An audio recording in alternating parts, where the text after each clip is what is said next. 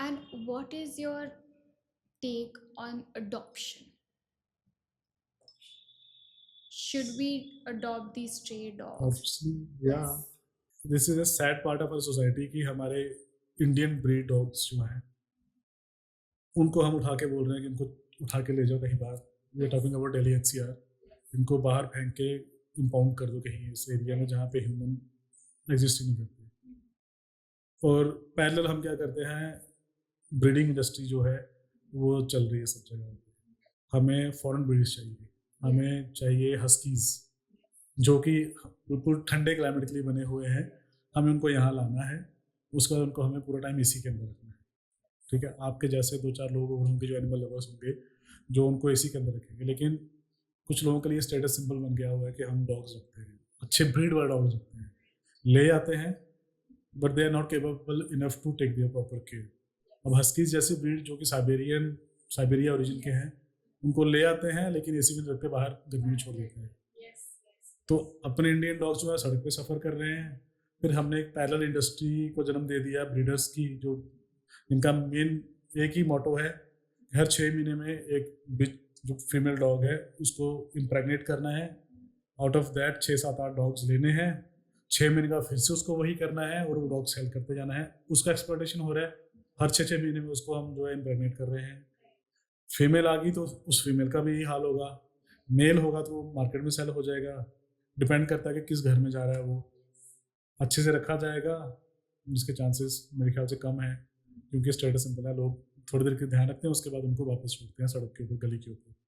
तो गली के डॉग एक्सप्लॉइट हो रहे हैं, ब्रीडिंग के बाद जो है वो जो एग्जॉटिक ब्रीड्स हम बोलते हैं वो भी एक्सप्लॉइट हो रहे हैं। तो बेटर कि अब हम उन सड़क वाले बेचारों को घर दें, जान उनमें भी बसती है, भगवान उनमें भी बसता है, तो क्यों ना हम उनको अडॉप्ट करें। They are, I am telling you, they are far more intelligent and hardy than these breedy dogs. Right, agreed. Yeah.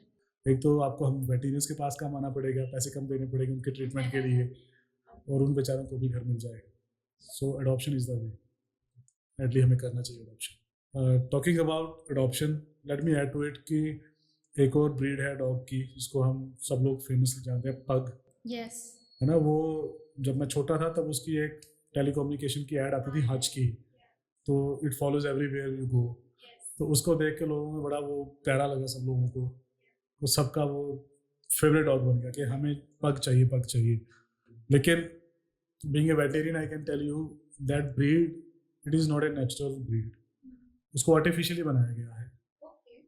और आर्टिफिशियली बनाने के कारण उसके अंदर इतनी बीमारियां हैं बेचारे की कि that breed is predispose to cardiomegaly. 3-4 साल का होता है, इनवेरेबली 90% पग्स में जो है उनका हार्ट एनर्ज हो जाता है। उनको यहाँ पे नेजल फोल्ड होता है जिसके बीच में मॉइस्चर रहता है, जिसकी वजह से फंगल इन्फेक्शन होती है उनको। यहाँ कार्डियोमेगैली है, फंगल इन्फेक्शन होते हैं। उनकी आईज जो आपने देखा पॉप आउट करती हैं, वो पॉप आउट करने की वजह से क्या होता है, वो खेलता है, उसको कभी भी लग जाती है। तो eye injury very common in pugs. They are predispose to hip dysplasia. 7-8 साल जैसी एज होती है तो वो पिछली लेग से लिम्प करना स्टार्ट हो जाता है। Right. तो सारी उम्र बेचारे वो सफ़र करते हैं। पेट पेरेंट जो है अगर तो अच्छा ध्यान रख रहा है तो वो हमेशा डॉक्टर के पास दौड़ता रहेगा, और अगर वो ध्यान नहीं रखता तो he let it suffer at its own place.